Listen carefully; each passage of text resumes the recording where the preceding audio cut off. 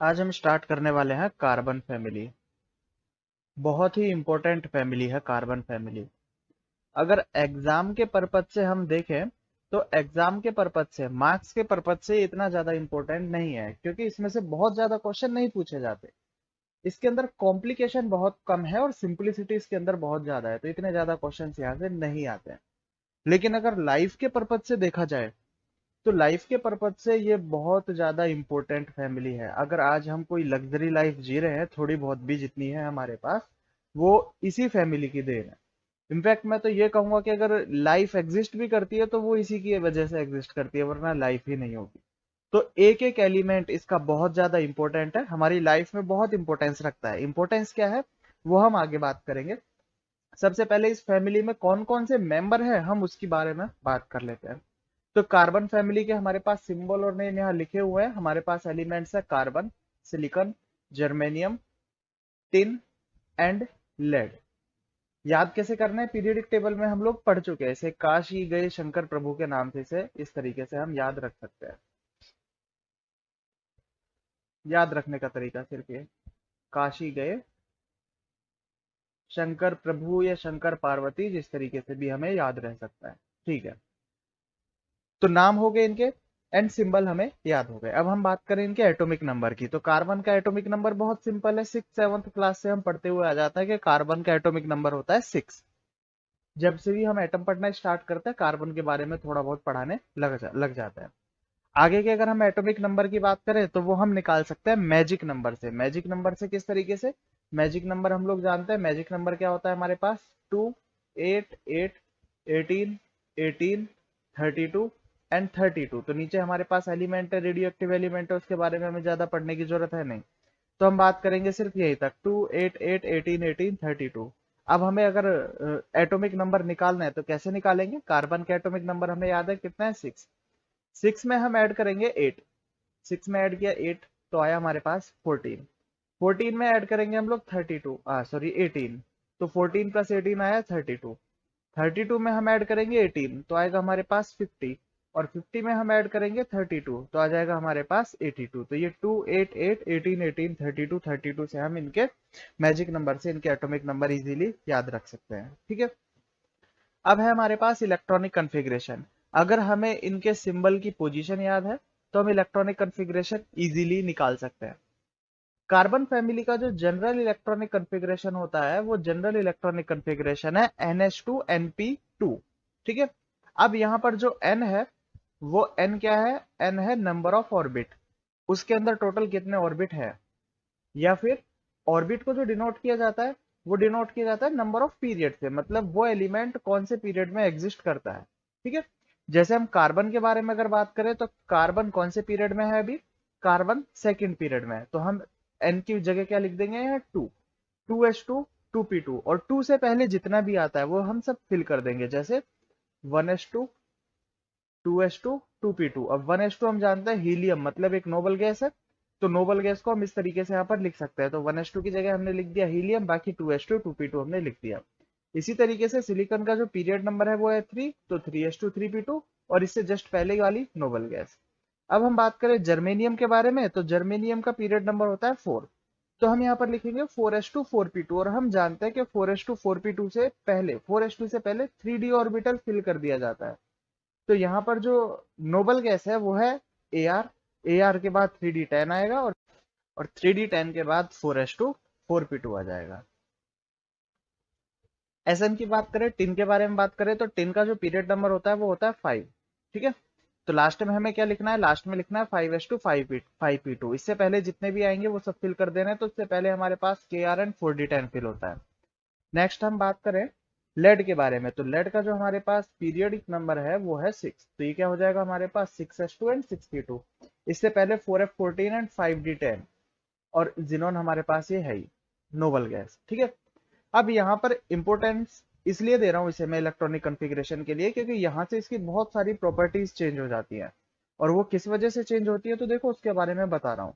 इनके electronic configuration को अगर हम ध्यान से देखें तो ऊपर हमारे पास सिर्फ दो ही टाइप के ऑर्बिटल थे कार्बन में, S एंड P, और कोई ऑर्बिटल नहीं है।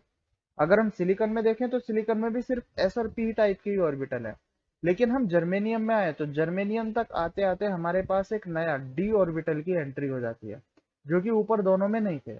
और इस डी ऑर्बिटल की एंट्री की वजह से यहाँ पर शील्डिंग इफेक्ट पर इफेक्ट होगा और इसकी प्रॉपर्टीज कुछ ना कुछ चेंज हो जाएंगी। ठीक है, इसी तरीके से अब हम चले आगे टिन में। तो टिन में कोई नया ऑर्बिटल नहीं आया, जैसे जर्मेनियम में डी ऑर्बिटल नया आया था, टिन में किसी भी नए ऑर्बिटल की एंट्री नहीं हुई। लेकिन अगर लेड की बात करें तो लेड में भी हमारे पास एक एफ ऑर्बिटल आ जाता है। ठीक है, तो नए ऑर्बिटल की एंट्री कहाँ कहाँ हुई है? एक तो जर्मेनियम में आया डी ऑर्बिटल, और एक आया हमारे पास लेड के अंदर आया हमारे पास एफ ऑर्बिटल। अब इनकी वजह से इनके अंदर जो प्रॉपर्टीज में डिफरेंस आता है, कौन कौन सी प्रॉपर्टी में डिफरेंस आता है, वो जब हम पीरियडिक ट्रेंड पढ़ेंगे उसमें हम बात करेंगे। ठीक है, तो इनकी प्रॉपर्टीज के बारे में पीरियडिक ट्रेंड में बात की जाएगी। अब हम बात करते हैं इनकी इंपोर्टेंस के बारे में। जैसा मैंने स्टार्टिंग में बोला था कि ये बहुत ज्यादा इंपॉर्टेंट एलिमेंट है, तो इन एलिमेंट्स की ऐसी क्या क्या इंपॉर्टेंस यहाँ पर है। सबसे पहले देखो हम बात करते हैं यहाँ पर कार्बन के बारे में। बहुत इंपॉर्टेंट एलिमेंट है कार्बन। कितना इंपॉर्टेंट? केमिस्ट्री चलती है कार्बन से। केमिस्ट्री में टोटल 118 एलिमेंट है। उन 118 एलिमेंट में से 117 एलिमेंट हम इनऑर्गेनिक केमिस्ट्री में कवर कर लेते हैं, और सिर्फ एक एलिमेंट कार्बन, उसके लिए ऑर्गेनिक केमिस्ट्री कंप्लीट बनाई जाती है। मतलब पूरी केमिस्ट्री, अगर हम C4 केमिस्ट्री बोलते हैं तो C4 ही कार्बन है। इतना ज्यादा इसका इंपॉर्टेंस है। मतलब अगर हम बात करें हम किसके बने हुए हैं, हम खुद, तो हम कार्बन के ही बने हुए हैं। हमारी बॉडी में बहुत ज्यादा क्वांटिटी में कार्बन के एटम्स प्रेजेंट हैं। अगर तुम्हारे हाथ में भी इस टाइम पे स्मार्टफोन है, लैपटॉप है या पेपर पेन है, उसके अंदर भी कार्बन प्रेजेंट है। वो भी कार्बन से ही मिलके बना हुआ है, कार्बन का कंपाउंड है वो। सब चीज कार्बन की है। मैं पहले भी बता चुका हूँ कार्बन की इंपॉर्टेंस के बारे में क्लासेस में। और अगर हम इंपॉर्टेंस की बात करें तो अभी हम जो पढ़ाई कर रहे हैं, पढ़ाई किस लिए कर रहे हैं? हम लोग जॉब लगेगी, जॉब लेके पैसे कमाएंगे। पैसे किसके बने होते हैं? पैसे बने होते हैं कागज के। ठीक है, या फिर अगर कार्ड है तुम्हारे पास तो कार्ड, और प्लास्टिक की भी मनी होती है तो वो भी कार्बन की होती है। सब कार्बन से मिलके बने होते हैं। पैसे कमा के क्या करने वाले हो? पैसे कमा के ज्वेलरी खरीदने वाले हो, डायमंड खरीदोगे, जो सबसे अच्छे सबसे महंगी ज्वेलरी है। वो क्या है हमारे पास? डायमंड प्योर कार्बन का एलोट्रोप है। सब कुछ कार्बन से मिलके बना हुआ है। मतलब जहां भी अगर किसी भी कंपाउंड की तुम बात करोगे मैक्सिमम, तो मैक्सिमम कंपाउंड के अंदर कार्बन होगा ही होगा। अगर हम सिर्फ कार्बन हटा दें इस दुनिया से, 118 एटम में से हम सिर्फ एक एटम कार्बन हटा दें, दुनिया एक बार में खत्म हो जाएगी। कुछ नहीं बचेगा इसमें, कुछ सेकंड भी नहीं चल पाएगी। इतना इंपॉर्टेंट ये कार्बन है। तो कार्बन हमारी लाइफ के लिए बहुत ज्यादा इंपॉर्टेंट है। कार्बन के जो इंपॉर्टेंट एलिमेंट है, स्टेबल एलिमेंट है, आइसोटोप्स की बात करें तो वो आइसोटोप कौन से है हमारे पास? C12 और C13 जो हमारे पास आइसोटोप्स है वो ही स्टेबल है। अगर C14 आइसोटोप की बात की जाए तो ये रेडियो एक्टिव एलिमेंट है। अब ये रेडियो एक्टिव एलिमेंट हम जानते हैं, रेडियो एक्टिव एलिमेंट धीरे धीरे खुद अपने आप निकल उसमें से खर्च होता रहता है। तो ये क्या काम आ सकता है रेडियो एक्टिव एलिमेंट? ये भी बहुत काम आता है। जैसे अगर कोई भी हमें कोई भी पुरानी चीजें होती है, जैसे अगर मान लो कोई ट्री है, उस ट्री की हमें लाइफ पता करनी है। कोई बहुत पुराना पेड़ है तो हम बोलते हैं कि ये पेड़ 1100 साल पुराना, 1200 साल पुराना है। बहुत हिस्टोरिक पेड़ होते हैं। तो वो कैसे पता लगता है? उन्हें कोई नोट तो कर नहीं रहा होगा, वो इस C14 आइसोटोप से पता लगता है। हम उनके अंदर C14 आइसोटोप डालते हैं और हम देखते हैं कि वो C14 आइसोटोप कितने टाइम में खर्च हो रहा है, कितने टाइम में वो आधा हो जाता है।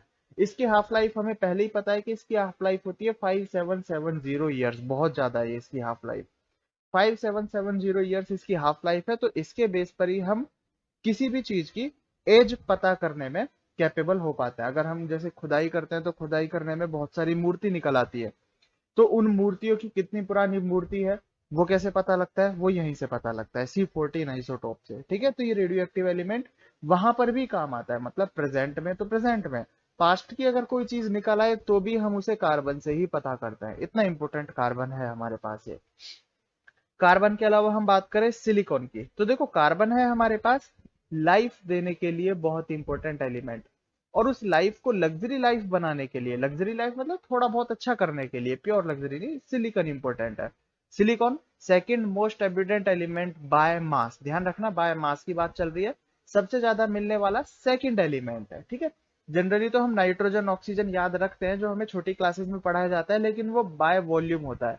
बाय वॉल्यूम नंबर 1 नाइट्रोजन है अर्थ पर, एटमॉस्फेयर में, और नंबर 2 ऑक्सीजन है। लेकिन अगर बाय मास की बात करें अर्थ क्रस्ट में, तो वो क्या है हमारे पास, वो सिलिकॉन है।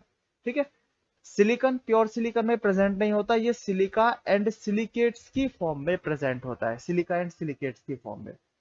इंपॉर्टेंट कंपोनेंट्स ऑफ, देखो यहां से पता लग जाएगा, ceramics, cement and glass etcetera. भी जिस घर में तुम रह रहे हो वहां पर सिलिकॉन भी बहुत अच्छी खासी क्वांटिटी में प्रेजेंट है। अगर सीमेंट नहीं होगा, सेरेमिक्स नहीं होंगे, सेरेमिक्स किस में काम आते हैं, टाइल्स वगैरह में काम आता है। ग्लास, ग्लास किस में काम आते हैं, जो एक्सपेंसिव घर बनाने में, जैसे बहुत ज्यादा ग्लास का वर्क किया जाता है तो एक्सपेंस बहुत चला जाता है उसका। तो जो लग्जरी लाइफ होती है, थोड़े बहुत अच्छे घर होते हैं, उनके अंदर क्या काम आता है, सिरेमिक, सीमेंट, ग्लास, ये सब काम आता है। तो सिलिकॉन वहां पर बहुत ज्यादा इंपॉर्टेंट है। ठीक है, आगे अगर हम बात करें, सिलिकॉन के बाद आता है हमारे पास जर्मेनियम। तो देखो सिलिकॉन हम जानते हैं सेमीकंडक्टर होता है, और जर्मेनियम भी सेमीकंडक्टर होता है। और ये सेमीकंडक्टर किस में काम आता है, सेमीकंडक्टर आते हैं ट्रांजिस्टर्स बनाने के काम में आता है। और ये कहाँ काम आता है, इलेक्ट्रॉनिक डिवाइसेस में सबसे ज्यादा काम आते हैं। अगर सिलिकॉन एंड जर्मेनियम नहीं होंगे तो ट्रांजिस्टर्स नहीं होंगे, डायोड्स वगैरह बहुत कम होंगे। हाथ में जो स्मार्टफोन है, लैपटॉप है, इलेक्ट्रॉनिक्स आइटम्स है जो हमारी लाइफ को इजी बना रहे हैं, ये भी बनना बहुत डिफिकल्ट हो जाएंगे। ठीक है, कार्बन लाइफ देने के लिए इंपॉर्टेंट है, सिलिकॉन उस लाइफ को बचाने के लिए बहुत इंपॉर्टेंट है। ठीक है, लाइफ को बचाना मतलब अगर ये सीमेंट, सेरेमिक्स, ग्लास नहीं होंगे, हम कहाँ रहेंगे, हम झोपड़ी में रहेंगे। ठीक है, जंगलों में रहेंगे। तो उससे प्रोटेक्ट करने के लिए हम घर बनाते हैं, पक्के मकान बनाते हैं, उसके लिए सिलिकॉन काम आता है। ठीक है, और उसे और ज्यादा लग्जरी बनाने के लिए स्मार्टफोन आते हैं, इलेक्ट्रॉनिक आइटम्स आते हैं, वो किस में काम आते हैं, वो जर्मेनियम से बनाए जाते हैं। इंपॉर्टेंस है इसकी भी बहुत। जर्मेनियम के बाद आता है हमारे पास टिन। टिन क्या काम आता है, टिन आता है हमारे पास एलॉय मेटल्स बनाने के। मतलब बहुत सारी चीजें ऐसी होती है, यूटेंसिल्स वगैरह होते हैं, जो यूटेंसिल्स बनाए जाते हैं एलॉय के बनाए जाते हैं। तो उस लाइफ को इजी बनाने के लिए एलॉय मेटल्स बहुत ज्यादा काम आते हैं, जिसके अंदर टिन काम आता है। ठीक है, नेक्स्ट अगर हम बात करें, पीबी, लेड। लेड क्या काम आता है, लेड की देखो, लेड के बारे में बताता हूँ। लेड एक लैटिन, लेड नॉर्मल नाम है। अगर इस पीबी का सिंबल से अगर हम नाम देखें तो इसका जो लैटिन नाम है, वो लैटिन नाम है प्लम्बम। लैटिन नाम क्या हो जाएगा इसका, प्लम्बम इसका लैटिन नाम है। अब इस प्लम्बम से क्या इंपॉर्टेंस निकलता है, इस प्लम्बम को रिलेट करके देखो, ये किससे रिलेट हो रहा है। इस प्लम्बम को जहां तक मुझे लगता है तुम लोग सही रिलेट कर रहे होगे, ये रिलेट कर रहा होगा, प्लम्बर सुना होगा, प्लम्बर।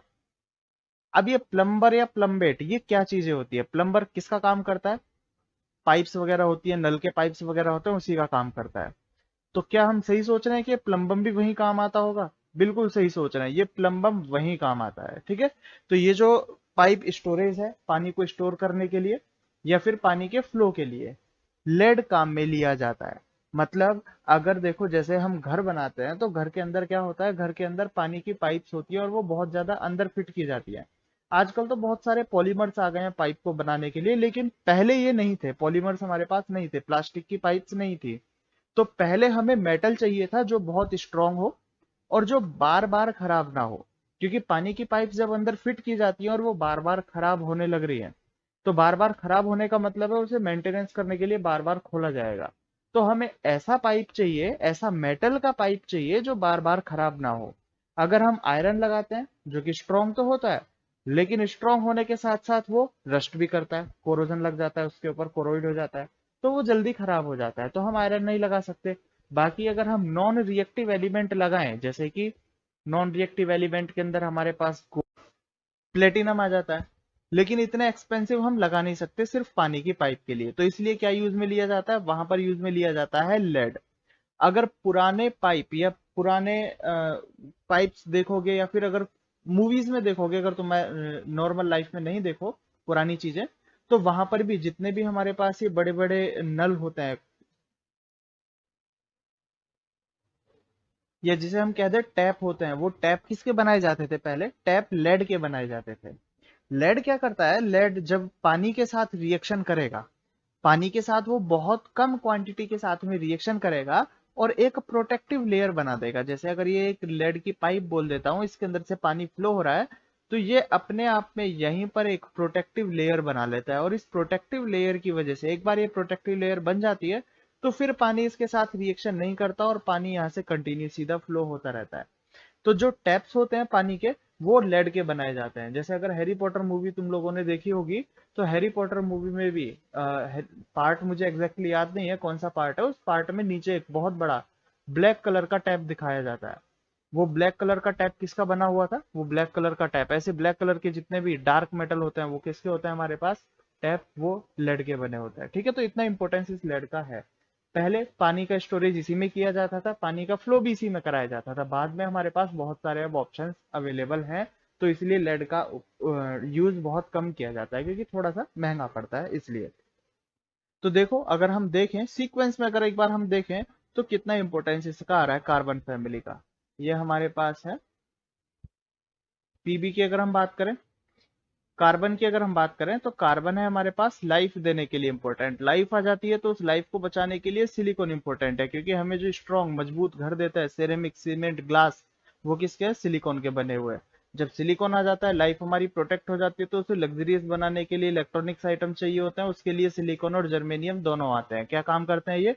जो अल्ट्रा प्योर मतलब प्योर स्टेट के अंदर, उसके अंदर कोई भी एटम मिक्स नहीं किए जाते, तो ये जो सेमीकंडक्टर होते हैं, ये सेमीकंडक्टर ट्रांजिस्टर्स वगैरह और इलेक्ट्रॉनिक्स आइटम वगैरह बनाने के काम आते हैं। उसके बाद टिन के बारे में मैंने बताया, टिन अलॉय मेटल्स बनाने के, मिक्स करने के काम में आता है। और लेड के बारे में, लेड का तो नाम ही प्लम्बम से प्लम्बर, समझ सकते हो कि नाम ही है हमारे पास पानी का स्टोरेज करने के लिए। बहुत ज्यादा, सबसे ज्यादा काम इसका लेड का वहीं आता है। तो ये इंपॉर्टेंस है कार्बन फैमिली की। अब हम आगे चलते हैं, इसकी पीरियडिक प्रॉपर्टीज के बारे में बात करते हैं, किस किस तरीके से इसकी पीरियडिक प्रॉपर्टीज चेंज होती हैं। तो सबसे पहली पीरियडिक प्रॉपर्टी है हमारे पास atomic size. Atomic size periodic table में हम लोग पढ़ चुके हैं कि टॉप टू बॉटम आने पर जैसे जैसे नंबर ऑफ पीरियड इंक्रीज होता जाता है, उसी तरीके से एटॉमिक साइज भी यहाँ पर कंटिन्यू इंक्रीज होता जाएगा। तो टॉप टू बॉटम जैसे जैसे हम चलेंगे, तो कार्बन से लेड तक,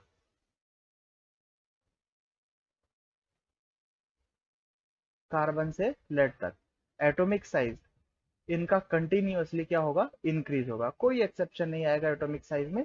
जो हमारे पास नॉर्मल ऑर्डर है वही ऑर्डर हमारे पास रहेगा। ठीक है, अब हम बात करें आयोनाइजेशन एंथैल्पी के बारे में। तो आयोनाइजेशन एंथैल्पी के बारे में मैं पहले भी समझा चुका हूं और एक बार फिर समझा देता हूं, और ये आगे की फैमिलीज में भी इसी तरीके से काम आने वाला है। आयोनाइजेशन एंथैल्पी का ऑर्डर हमें किस तरीके से यहाँ पर याद रखना है? बोरोन फैमिली में भी हम पढ़ चुके हैं, एक बार हम यहाँ पर फैमिली के एलिमेंट्स लिख लेते हैं। ये बोरोन फैमिली है, कार्बन फैमिली, ये कार्बन फैमिली है। इसके बाद nitrogen family, oxygen family and halogen, और फिर नोबल गैसेज आ जाता है, जिनका एटॉमिक आयोनाइजेशन एंथैल्पी में कोई काम नहीं होता, क्योंकि वो पहले से बहुत ज्यादा स्टेबल होता है।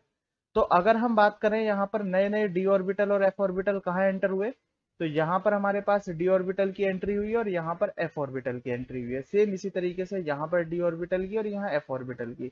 ये पीरियडिक टेबल का पी ब्लॉक है। अगर हमें आयोनाइजेशन एंथैल्पी का ऑर्डर याद रखना है, तो हमें क्या याद रखना है? हमें याद रखना है कि जहां पर भी नए ऑर्बिटल आते हैं बोरोन फैमिली में, बोरोन फैमिली की अगर हम बात करें, तो जहां पर भी नए ऑर्बिटल आए, जैसे कि गैलियम में एंड थैलियम में, तो यहाँ पर ऑर्डर उल्टा हो जाएगा। ये एक्सेप्शनल केस रहेंगे। जनरल ट्रेंड है ऊपर से नीचे आने पर इंक्रीज करना, तो बोरोन से एल्यूमिनियम इंक्रीज और एल्यूमिनियम से गैलियम डिक्रीज, फिर इंडियम तक लगभग इक्वल या फिर इंक्रीज, या फिर इंडियम से थैलियम तक डिक्रीज हो जाएगा। और इंडियम से थैलियम में जो आयोनाइजेशन एंथैल्पी डिक्रीज होती है वो लगभग कांस्टेंट ही होती है, इंक्रीमेंट नहीं होता। ये बोरोन फैमिली में हम डिस्कस कर चुके हैं। तो बोरोन फैमिली में डी ऑर्बिटल और एफ ऑर्बिटल दोनों इफेक्टिव होते हैं। कार्बन फैमिली में ओनली एफ ऑर्बिटल इफेक्टिव होगा, डी ऑर्बिटल नहीं होगा। और नाइट्रोजन, ऑक्सीजन, फ्लोरीन, इन तीनों में कोई भी इफेक्टिव नहीं होगा। कहने का मतलब यह है कि बोरोन फैमिली में हमें डी और एफ दोनों में चेंज करना है, कार्बन फैमिली में ओनली एफ में चेंज करना है, और नाइट्रोजन ऑक्सीजन फैमिली में किसी में भी चेंज नहीं करना है। ठीक है, तो इस हिसाब से अगर हम ऑर्डर की बात करें, तो ऑर्डर हमारा क्या बनना चाहिए आयोनाइजेशन एंथैल्पी का? जनरली टॉप टू बॉटम आने पर जनरली टॉप टू बॉटम आने पर हम आयोनाइजेशन एंथैल्पी को डिक्रीज करते हैं।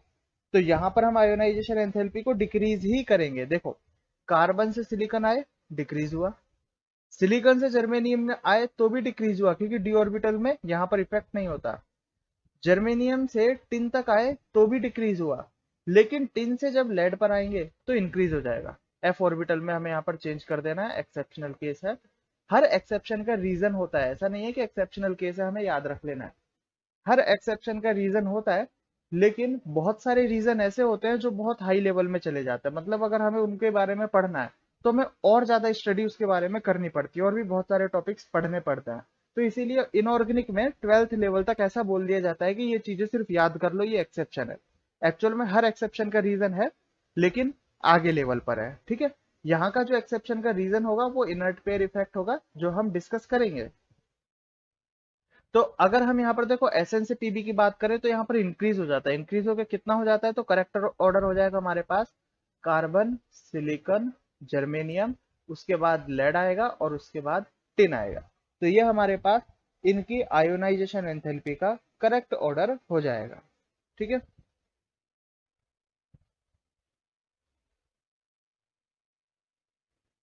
इसी तरीके से हम नाइट्रोजन, ऑक्सीजन और क्लोरीन फैमिली के बारे में पढ़ेंगे, तो वहां पर भी ये ऑर्डर इसी तरीके से करना है, और वहां कोई एक्सेप्शनल केस हमें नहीं लेकर आना है, ठीक है। ठीक है, चलो अब हम नेक्स्ट प्रॉपर्टी की तरफ चलते हैं। नेक्स्ट प्रॉपर्टी है अब हमारे पास इलेक्ट्रोनेगेटिविटी। इलेक्ट्रोनेगेटिविटी पीरियडिक टेबल में जनरली बताया जाता है कि टॉप टू बॉटम आने पर इलेक्ट्रोनेगेटिविटी क्या होती है, कंटिन्यूअसली डिक्रीज होती है, ठीक है। लेफ्ट से राइट जाने पर इंक्रीज और टॉप टू बॉटम आने पर डिक्रीज। लेकिन इलेक्ट्रोनेगेटिविटी के एक्सेप्शन बोरोन फैमिली में भी थे, और इलेक्ट्रोनेगेटिविटी के एक्सेप्शन कार्बन फैमिली में भी है। लेकिन बोरोन फैमिली में एक्सेप्शन कहाँ कहाँ आएंगे, जहां डी और एफ ऑर्बिटल की एंट्री आएगी। देखो ये हर प्रॉपर्टी को थोड़ा सा चेंज कर रहा है, ठीक है। लेकिन कार्बन फैमिली में चेंज कहाँ आएगा, जहां एफ ऑर्बिटल की एंट्री हुई है, ओनली एफ ऑर्बिटल, मतलब कि लेड के अंदर, ठीक है। तो टॉप टू बॉटम आने पर डिक्रीज होता है, तो कार्बन से सिलिकॉन आने पर डिक्रीज हुआ 1.8। बोरोन फैमिली में इंक्रीज हो जाता है, लेकिन यहाँ पर इंक्रीज ना होकर लगभग कांस्टेंट हो गया 1.8, 1.8 एंड 1.8। और टिन से और लेड पर आते आते जब एक्सेप्शनल केस आएगा हमारे पास, तो वहां पर थोड़ी सी इंक्रीज हो जाएगी 1.9। तो इतना टिपिकल नहीं है, इसकी वैल्यूज भी अगर तुम याद रख लोगे तो ऑर्डर इजीली याद हो सकता है, वैल्यूज याद रखना भी इतना डिफिकल्ट नहीं है। कार्बन की electronegativity 2.5, silicon, germanium, SN 1.8 and lead की आ जाएगी हमारे पास 1.9। अब बात करें डेंसिटी की, तो डेंसिटी के बारे में हम बात कर सकते हैं कि डेंसिटी क्या होता है हमारे पास, मास बाय वॉल्यूम। तो जैसे जैसे टॉप टू बॉटम आने पर मास इंक्रीज होता है, वैसे वैसे डेंसिटी क्या होनी चाहिए, कंटिन्यूअसली इंक्रीज होनी चाहिए। तो उस हिसाब से जो हमारा ऑर्डर होना चाहिए था, वो ऑर्डर होना चाहिए था, कार्बन सबसे हल्का एलिमेंट है तो डेंसिटी सबसे कम, उसके बाद सिलिकॉन, उसके बाद जर्मेनियम, एसएन एंड लेड, ये ऑर्डर होना चाहिए था। लेकिन यहाँ पर कार्बन एंड सिलिकॉन को यहाँ पर थोड़ा सा शफल करना है, इसका रीजन हमें आगे पता लगेगा जब हम इनके बॉन्ड एंथैल्पीज के बारे में पढ़ेंगे। तो यहाँ पर कार्बन हमारे पास थोड़ा सा डेंसिटी में हैवी एलिमेंट होता है, सिलिकॉन थोड़ा सा लाइट एलिमेंट होता है, तो डेंसिटी क्या होगी, सिलिकॉन की थोड़ी सी कम होगी, कार्बन की ज्यादा। उसके बाद जर्मेनियम, एसएन एंड लेड में कंटिन्यूअसली आगे चलते जाएंगे, ठीक है। इसके बाद एक प्रॉपर्टी और देख लेते हैं हम लोग, वो प्रॉपर्टी है हमारे पास कैटिनेशन पावर। कैटिनेशन पावर, अब ये कैटिनेशन पावर क्या है, कैटिनेशन पावर का मतलब है self linking power. Self linking power का मतलब कि हम कार्बन को कार्बन से अटैच करें तो ये कितना स्ट्रॉन्ग बॉन्ड बनता है, carbon, silicon, germanium, tin and lead, इनको अगर आपस में कनेक्ट किया जाए तो कितने कंटिन्यूअसली, कितने एटम्स तक ये कंटिन्यूअसली अटैच हो सकते हैं। जैसे अगर कार्बन और कार्बन को अटैच करने की बात आए तो ये तो इतना ज्यादा अटैच होता है, इसका बॉन्ड इतना स्ट्रांग होता है कि पूरी ऑर्गेनिक केमिस्ट्री इसी पर टिकी हुई है। पूरी ऑर्गेनिक केमिस्ट्री में क्या है, पूरी ऑर्गेनिक केमिस्ट्री में हम जैसे ये कंपाउंड्स बनाते हैं, इसमें क्या है यहाँ, तो ये सब क्या हो रहा है, यहाँ पर कार्बन कार्बन से ही जुड़ा हुआ है। तो यही हमारे पास सेल्फ लिंकिंग पावर है। सेल्फ लिंकिंग मतलब एक दूसरे से जुड़ना, कैटेनेशन पावर जिसे बोल सकते हैं। सल्फर की अगर हम बात करें तो सल्फर, सल्फर की एटोमिसिटी होती है S8। S8 का मतलब सल्फर टोटल, क्राउन स्ट्रक्चर होती है इसकी, हमें पता है। सल्फर टोटल 8 स्ट्रक्चर में एक दूसरे से जुड़ सकता है, 8 एटम एक दूसरे से कंटिन्यूअसली जुड़ सकते हैं।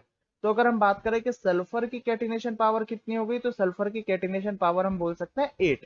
8 सल्फर एक दूसरे से जुड़ सकते हैं, तो ये कैटिनेशन पावर का मतलब होता है, ठीक है। कैटिनेशन पावर डायरेक्टली डिपेंड करती है उन एटम के सिंगल बॉन्ड की स्ट्रेंथ पर। कार्बन और कार्बन का बॉन्ड जितना ज्यादा स्ट्रांग होगा, ये एक दूसरे से उतना ही आगे जुड़ सकते हैं। अगर कार्बन और कार्बन का बॉन्ड ही स्ट्रांग नहीं होगा तो ये बॉन्ड इजीली टूट जाएगा और ये एक दूसरे से नहीं जुड़ पाएंगे। ठीक है, तो हमें याद क्या रखना है, हमें डायरेक्टली याद रखना है कि catenation power is directly proportional to strength of single bond, और सिंगल बॉन्ड किसके, उन्हीं एटम्स के बीच में, स्ट्रेंथ ऑफ सिंगल बॉन्ड। ठीक है, तो सबसे ज्यादा जो कैटिनेशन पावर होती है इस ग्रुप में, सिर्फ इस ग्रुप की अगर हम बात ना करें, पूरी पीरियडिक टेबल की बात करें, तो पूरी पीरियडिक टेबल में, पूरी ऑर्गेनिक केमिस्ट्री में कार्बन की कैटिनेशन पावर सबसे ज्यादा होती है। डायमंड में भी कार्बन कार्बन एक दूसरे से कंटिन्यू जुड़ता चला जाता है, एलोट्रोप्स बनाते हैं। तो देखो ये कार्बन की सबसे ज्यादा कैटिनेशन पावर, उसके बाद सिलिकॉन, उसके बाद जर्मेनियम, एसएन, और उसके बाद लेड। ठीक है, तो catenation power top to bottom आने पर कंटिन्यूअसली क्या होती है, डिक्रीज होती है। यहां पर अभी हमको सिर्फ इतना ही याद रखना है कैटिनेशन पावर में। ठीक है, तो ये हमारे पास पीरियडिक प्रॉपर्टीज है। अब इसके आगे जब हम पढ़ेंगे तो इसके आगे हम पढ़ेंगे इनके ऑक्सीडेशन नंबर के बारे में, और उसके बाद फिर हम आ जाएंगे इसकी प्रॉपर्टीज के बारे में, केमिकल प्रॉपर्टीज के बारे में।